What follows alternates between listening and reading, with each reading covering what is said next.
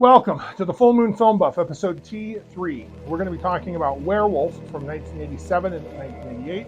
I watched this on DVD. I had not seen this before. As always, we start by talking about the prominent crew and cast. You can find a complete list of all cast and crew in the links below. The show was created by Frank Lupo. Prominent directors were Larry Shaw, Richard A. Kalla, and Rob Bowman. Prominent writers included Frank Lupo and Mark Jones. The effects makeup was designed by Rick Baker, and week-to-week application was taken care of by Greg Canham. Frank Lupo was a big player in the television industry in the 80s and 90s. Lupo's break came when he began working with Stephen J. Cannell, a prolific television producer. Together, they created several hit series that defined action-adventure television of the 80s. Among their most notable collaborations was The A-Team, which ran from 1983 to 1987, a hugely popular show about a group of ex-military men working as soldiers of fortune while on the run from the government for a crime they didn't commit. Another significant creation of Lupo's was Wise Guy from 1987 to 1990, a crime drama praised for its innovative storytelling and long-form narrative arcs, which were unusual for television at that time. His work shaped the landscape of American television, particularly in the action and crime genres. Larry Shaw went on to smash success, producing and directing a large number of Desperate Housewives episodes from 2004 to 2012. I appreciate Richard Kalla most for directing the original Battlestar Galactica movie/pilot. This was one of Rob Bowman's first credits. He directed numerous episodes of Star Trek: The Next Generation from 1987 to 1990, The X-Files from 1994 to 2000, and Castle from 2009 to 2016. Mark Jones got his start writing for animation, including a script for Fangface in 1978. He moved on to action TV, getting over 24 credits on the A-Team from 84 to 85.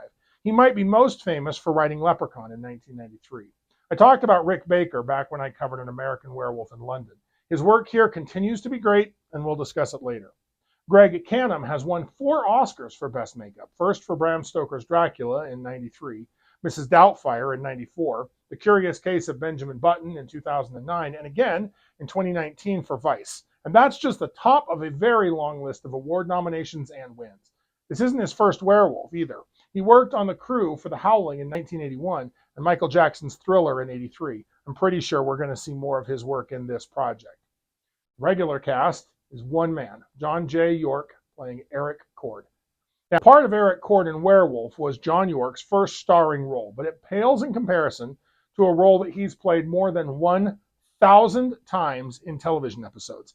Eric has played Malcolm Mac Scorpio on General Hospital, spin-offs and crossovers since 1991, and it's still going strong today, and he's still playing the part.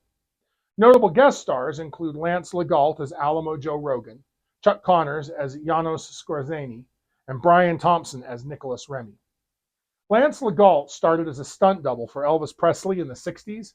His deep voice and steely demeanor made him a natural fit for no-nonsense authority figures, like Colonel Glass from Stripes in 1981, Colonel Decker in a recurring role on the A-Team from 1983 to 1986, or Colonel Green on Magnum P.I. from 1982 to 1988. You get the idea. Chuck Connors was a professional athlete before he became an actor, playing basketball for the Boston Celtics in the 46-47 season, but mostly playing a lot of baseball around the minor leagues and even in the majors in 49 and 51. His star role was on the TV show The Rifleman from 1958 to 1963.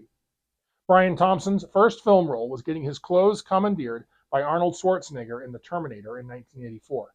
Since then, he has been a staple of action, science fiction, and horror on TV and the silver screen. It took a while for this show to grab me. The plot doesn't do a great job of making me care about Eric or his plight. That said, the show grew on me a lot more as it went on. I'm a little sad that we'll never learn Eric's final fate. The show is hard to get a hold of, apparently due to music rights. And while I didn't watch this as a teen, it definitely reminded me of The Incredible Hulk. It's an amazing artifact of television and werewolf history, but the modern entertainment value isn't really worth the time and effort that it takes to track it down and watch it. So I don't necessarily recommend it unless you have nostalgic memories for it. So let's talk about the premise. On the run and wanted for his best friend Ted's murder, werewolf Eric Cord quests to find and kill the originator of his bloodline, the mysterious Janos Skorzeny, which will break his curse. The series is similar in tone and formula to shows like The Fugitive and The Incredible Hulk, but has a decidedly rock soundtrack with suspense-themed music. Eric wanders from place to place, hitchhiking, taking odd jobs, and befriending new characters, before invariably being transformed by his werewolf curse just in time to save his new friends from the clutches of some villain and being forced onto the road for the cycle to begin anew. Though Eric claims to have no control over his actions while in werewolf form and retains fuzzy memories of them afterwards at best, he preys almost exclusively on villainous characters, never attacking or killing an innocent person. Near the end of the series run, it was revealed that the originator of Eric's bloodline was not, in fact, the evil Janos Skorzeny, but rather an even more powerful and malevolent werewolf named Nicholas Remy. The series ended before Eric could be rid of his curse. Special effects techniques used in production were considered first-rate and impressive for the time, specifically the transformation sequences, in which, for example, the pentagram-shaped scar on Eric's right hand would rise, thicken, grow three-dimensionally, and begin to bleed. So now let's review the episode synopsis. In the pilot, Eric Cord is a college student whose normal life ends the night his roommate Ted hands him a gun loaded with silver bullets. Ted is a werewolf and has killed people. He begs Eric to kill him. A pentagram on Ted's palm is the sign that the metamorphosis is coming. Ted asks Eric to tie him up and wait for midnight, at which time he'll see for himself. Ted tells Eric the story of how he became a werewolf, as well as how to lift the curse by killing the head of the bloodline. Ted hunted for the originator, but ran out of time and self-control. Ted transforms, forcing Eric to kill him, but not before biting Eric. Eric is charged with Ted's murder, which, fair, he killed him. Ted mailed a tape to his sister Kelly, who is also Eric's girlfriend, confessing to being a werewolf, but she won't accept it until she sees the pentagram herself. They lock Eric away. Eric undergoes his own transformation into a 7-foot-tall werewolf and destroys the storage shed they locked him in. Eric skips a court date and finds the absolutely psychotic Janos Skorzeny. This puts a bounty hunter named Rogan on Eric's tail. Skorzeny kidnaps Kelly. Rogan sees Eric transform. Eric and Skorzeny fight, but neither one gets the upper hand. Eric hits the road. Don't worry, I am not going to summarize every episode to this level of detail. Episode 2, Night Watch. The show introduces a letter Eric is writing to Kelly, allowing us to hear his internal monologue. This is the only episode that we see it in. Skorzeny and Eric continue their cat and mouse hunt in the shipyard. Rogan gears up now that he knows what Eric is and what he's really after. A pair of seamen looking to collect the bounty on Eric's head pay the ultimate price when Eric wolfs out and makes his first kill. Episode 3, The Boy Who Cried Werewolf. Werewolf Eric runs from Rogan and gets shot. A young boy named Davy lets Eric recover in his treehouse. Davy's mom has a cartoonishly abusive boyfriend. Davy has an imaginary friend. Everyone assumes the boy is talking about his imaginary friend when he's really talking about Eric. Davy helps Eric remove the silver bullet. The boyfriend inevitably clashes with Eric, and Eric wins. Episode 4, The Black Ship. An old friend of Skorzeny named Renfield captures Eric. The ancient mariner knows what Skorzeny and Eric are. Renfield desperately wants to be an immortal werewolf. This confirms that werewolves don't age. Skorzeny turns Renfield while Eric MacGyvers a narrow escape. Eric mercy kills Renfield. Episode 5, Spectre of the Wolf. Eric contacts Dr. de Gothels, a well-known author and professor of werewolf lore, for help. Now, Rogan has had the same thought and stakes out the professor hoping to get a lead. The professor assumes Eric is just playing a prank on him until Eric wolfs out and kills some barnyard animals at the university's agriculture campus.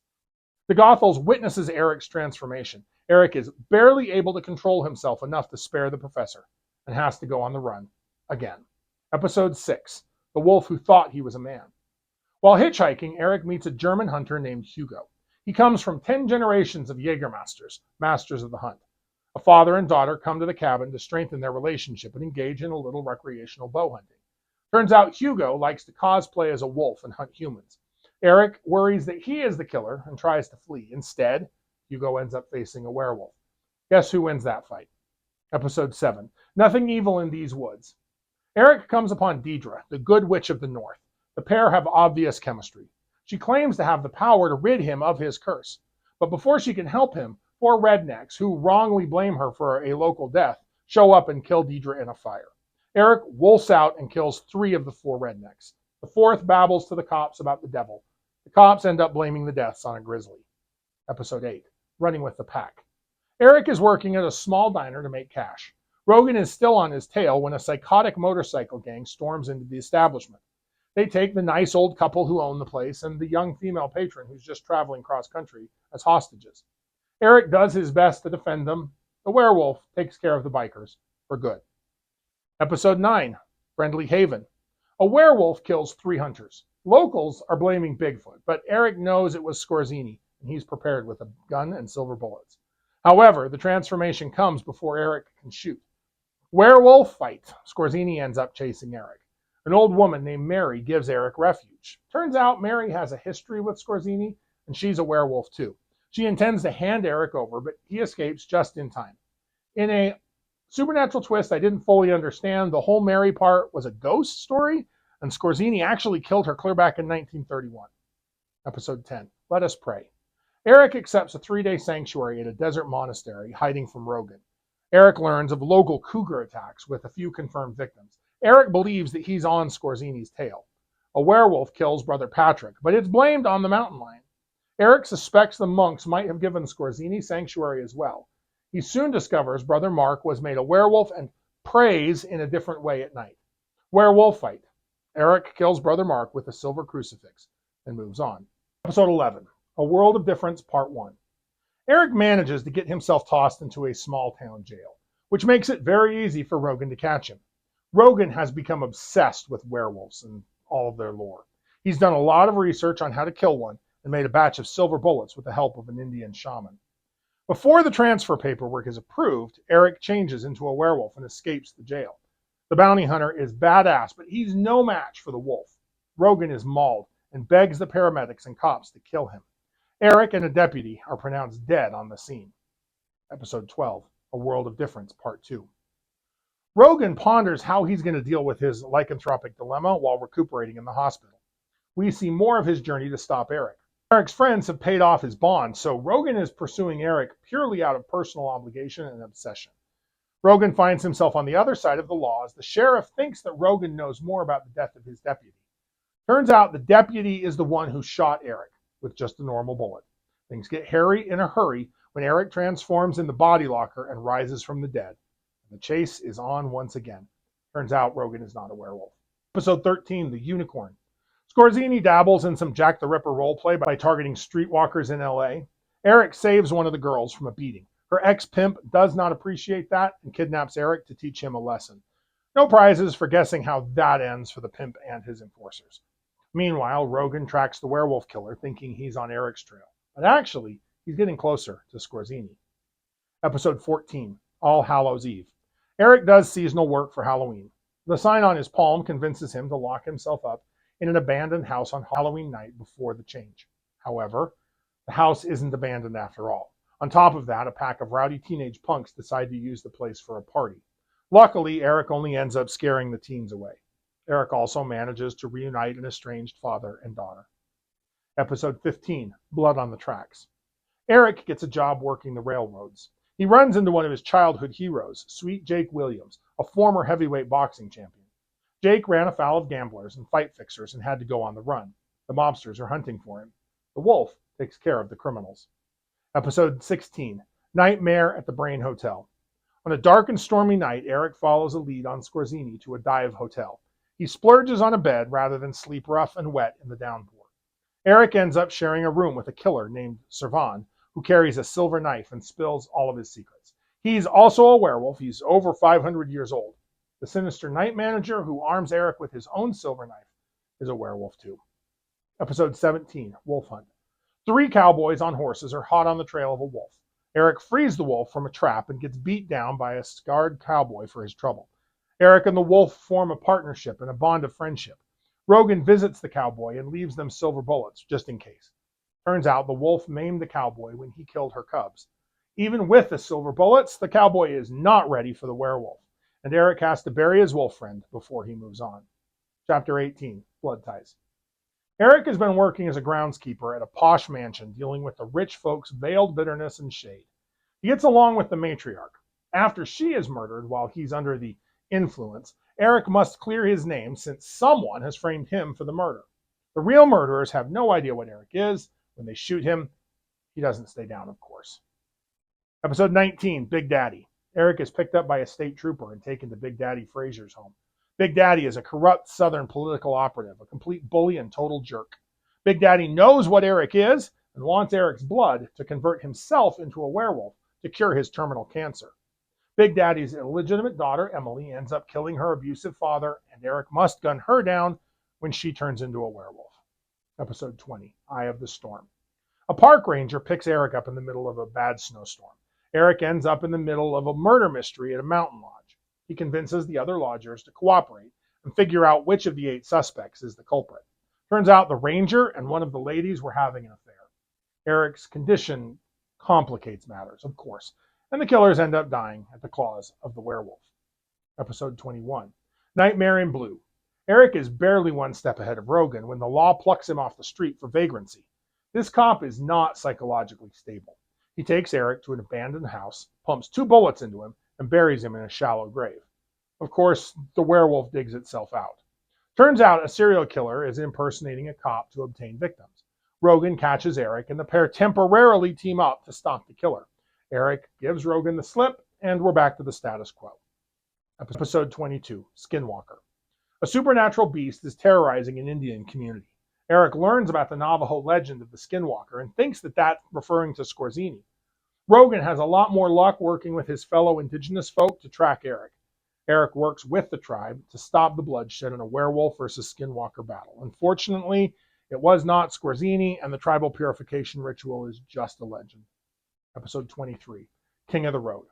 Hopping a train, Eric runs afoul of a gang of hobos trying to escape a ripper who has been preying on vagrants. Of course, Eric jumps to the conclusion it's Scorzini. However, it turns out one of the 6 hobos is the real killer. It's an interesting little bottle episode in the train car as they solve the mystery. Episode 24, A Material Girl. A werewolf is killing runaways. Eric assumes it's Scorzini, sets a trap, but misses his shot.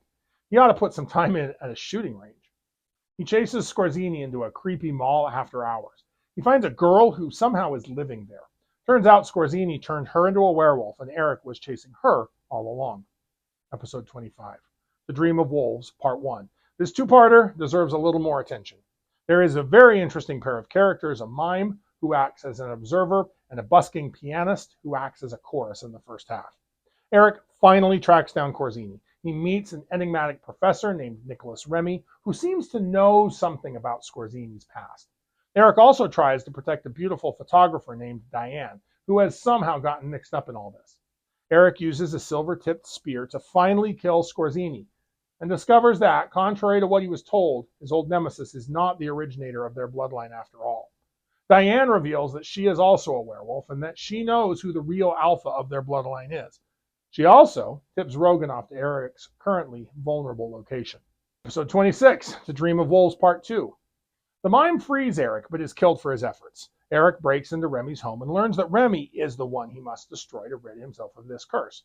He learns Remy became a werewolf clear back in the medieval period, and he turned Diane during World War II. When Diane balks at actually killing Eric, Remy unhesitatingly executes her.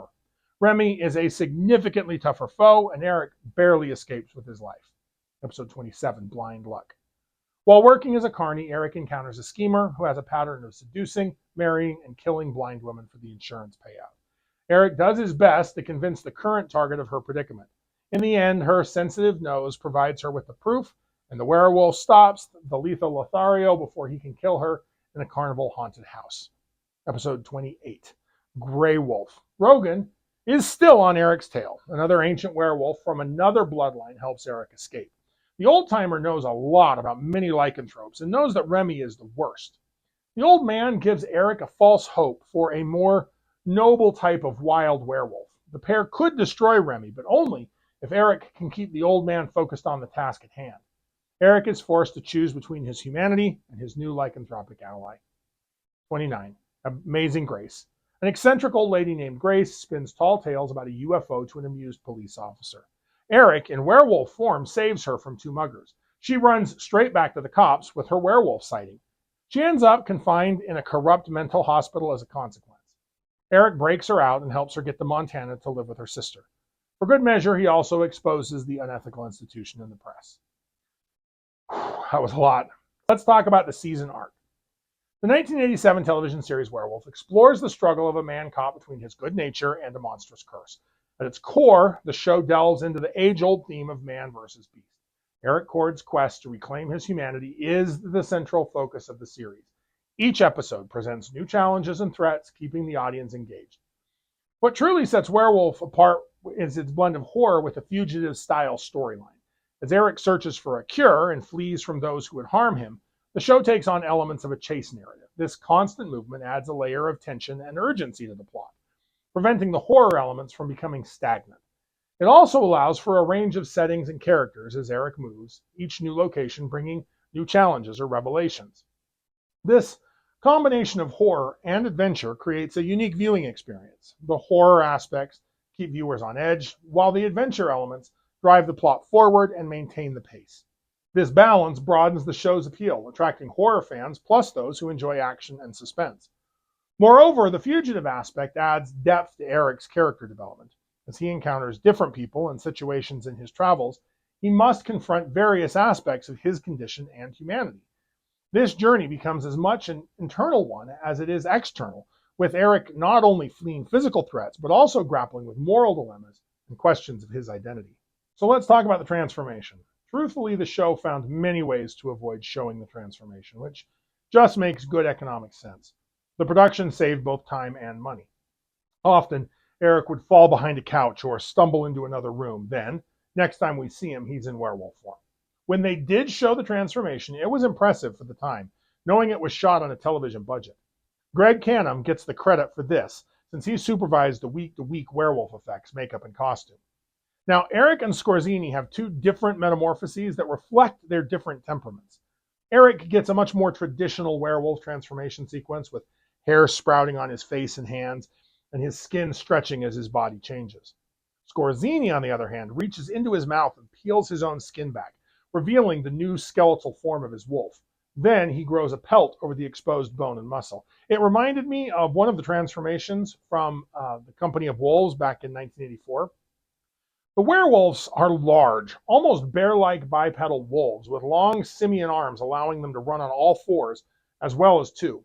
Rick Baker did a fantastic job designing a lycanthropic look that could be applied on a television budget and schedule and also looks so good. Moving on to Werewolf Lore. The transformations don't follow any pattern. They aren't tied to the lunar cycle. The only warning is the appearance of the pentagram. This gives the creators the flexibility to deploy the werewolf when it helps the story. The werewolves in the show are immune to the effects of aging or disease, except for Scorzini himself. Scorzini was shown as a young man in a flashback scene when he was originally bitten by Nicholas Remy in the 1800s. By 1987, he appears to be in his mid-60s. Remy explained that Scorzini was dying slowly from a sickness brought about by his own evil. Now, Remy himself was over 500 years old, yet he appeared to be in his late 30s. His companion and fellow werewolf Diane still looked as though she were in her late 20s, despite having been bitten by Remy back in World War II. Werewolves were vulnerable to harm in their human form from ordinary weapons, but they suffered no permanent or lasting effects. In a two-part episode entitled A World of Difference, Eric is shot dead in human form, just beginning to change, only to revive in the morgue by transforming into his werewolf form at sunset. In another episode entitled Nightmare at the Brain Hotel, Eric meets a werewolf named Servan who tells him a story in which he was executed by hanging. He describes being amused by the looks on his executioners' faces as he leapt off the Undertaker's table. Another werewolf character, a hobo named Hank in the episode King of the Road, dies from having his throat cut, only to resurrect as a werewolf form as soon as night falls. This ability is reminiscent of Eddie Quist from The Howling, who is shot dead by police at the adult movie theater, only to resurrect later by transforming in the morgue. Now, in human form, the lycanthropes have no distinguishing marks from folklore, such as a unibrow or hairy palms. It also never explored as to whether or not werewolves could reproduce sexually in their human forms. Although the werewolves did completely recover from weapons made by non-silver weapons, the series never explored whether or not werewolves could regenerate missing limbs. Scorzini wore an eye patch over his left eye, but did apparently regenerate his eye when he transformed into his werewolf form. When he returned to human form, he once again wore the eye patch. Older werewolves, like Scorzini and Remy, could induce the change voluntarily, unlike Eric, who was completely at the mercy of the curse's cycle. In the episode To Dream of Wolves, Remy showed the ability to shapeshift single body parts at will, as shown when he transformed just his right arm to kill Diane for disobeying him. Remy also had a form of psychic control over those of his bloodline. Also in To Dream of Wolves, he telepathically forces Eric to press a silver dagger to his own throat, drawing blood. The bite of a werewolf or blood transfusion were the only ways shown to pass on the curse. No mystical talismans, salves, or hexes were shown. It was also never suggested that the curse was hereditary. The werewolves had only 3 weaknesses: a silver weapon, being killed by another werewolf, or suicide. It was never really explained why suicide was a permanent means of death, unless, of course, it was from a weapon made of silver. Moving on to themes. In the realm of television storytelling, few character types captivate audiences quite like the wandering hero with a dark past. This archetype, burdened by a troubled history, yet driven to help others, offers a compelling mix of redemption, adventure, and internal conflict. Werewolf presents a unique take on this trope, thrusting its protagonist into a world of supernatural horror. Through the journey of Eric Cord, a college student turned werewolf, the show explores themes of responsibility and redemption in the face of overwhelming odds. By examining Eric's character arc, the show's narrative structure, and the thematic concerns, we can gain insight into both werewolf narratives and the broader landscape of television storytelling.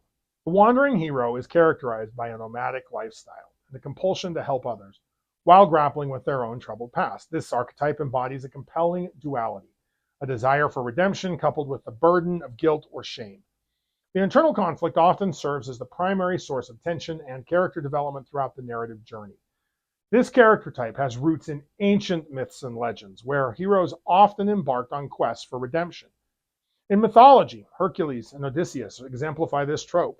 After killing his wife and children in a fit of madness, Hercules was forced to perform his famous 12 labors as penance, wandering the ancient world and helping people. Odysseus spent 10 years wandering and having adventures before returning home, haunted by his experiences in the war. Now, as storytelling media evolved, the wandering hero found new expressions in various forms, from Western films to superhero stories. In television, the archetype gained real prominence in the latter half of the 20th century. Shows like The Incredible Hulk from 1978 to 1982 and The A-Team from 1983 to 1987 featured protagonists roaming from place to place, helping those in need while battling their own demons. This format allowed for episodic storytelling that explored a range of social issues and human conflicts, all while maintaining a consistent character arc for the protagonists. So let's discuss Eric as a protagonist. He's a typical college student whose life is irrevocably changed when he's bitten by his former roommate, who's a werewolf. This thrusts Eric into the role of a reluctant hero and sets the stage for his evolution into a wandering hero. Eric's dark past is quite literal, the werewolf curse that now plagues him. Unlike many traditional do-gooders who are atoning for previous actions or clearing their names, Eric is in a battle with a darkness that's very much a part of his present. The werewolf represents an ongoing internal struggle, a monstrous nature he must continually strive to control and overcome. As Eric travels, seeking a cure for his lycanthropy and tracking down the werewolf who turned him, he finds himself drawn into the problems of those he encounters.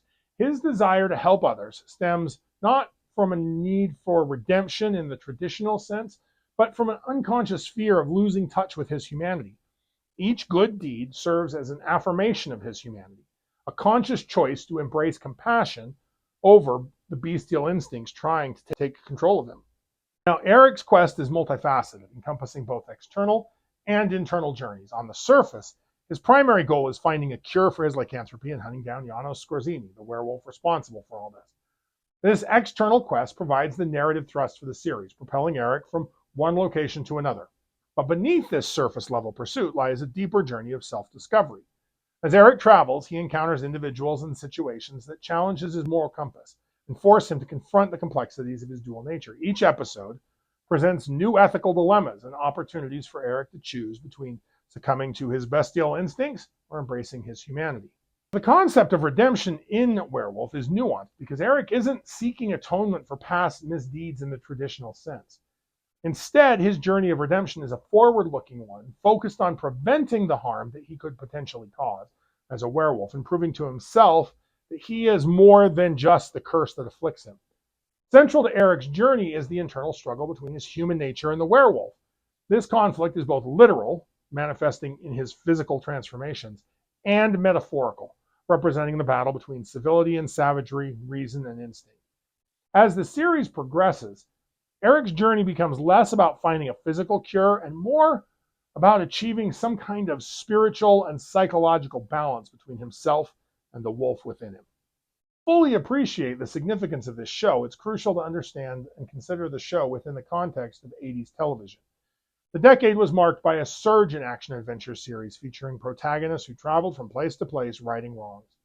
Shows like Knight Rider and Kung Fu had already popularized the concept of the itinerant hero. Werewolf distinguished itself by infusing this familiar format with elements of horror and supernatural drama, creating a pretty unique hybrid. The 80s also saw a rise in genre television, with series like V and The Twilight Zone revivals bringing science fiction and fantasy elements to mainstream audiences. Werewolf capitalized on this trend but took it further by grounding its supernatural premise in a gritty, realistic world. In terms of its structure, Werewolf both utilized and subverted common tropes of its time. Like many 80s series, it adopted a villain of the week format. However, the show maintained a strong, overarching narrative that gave it a continuity often lacking in purely episodic series. This blend of self-contained stories and ongoing plot threads was somewhat ahead of its time, presaging the more serialized storytelling that would become prevalent in later decades. Werewolf also stands out for its darker tone and more ambiguous morality compared to many of its 80s peers. While shows like The A-Team presented clear-cut heroes and villains, Werewolf explored a world of moral gray areas. Eric's struggle with his inner beast added a layer of complexity to his heroism that was unusual for the time. Visually and stylistically, Werewolf embraced the aesthetic of the 80s television while also pushing those boundaries as well. The show's practical effects for Eric's transformations were ambitious for a weekly television series. The gritty, often urban settings contrasted with the more polished looks of more contemporary series, creating a visual style complementing the show's darker themes. Now, Werewolf only had a short run, airing a single season from 1987 to 1988, but its impact on television and the evolution of the wandering do-gooder trope should not be underestimated. The show's unique blend of horror, action-adventure, and character-driven drama helped pave the way for future series that would push the boundaries of genre television even further. I can see how a lot of my favorite genre shows in the coming decades may have been influenced by Werewolf.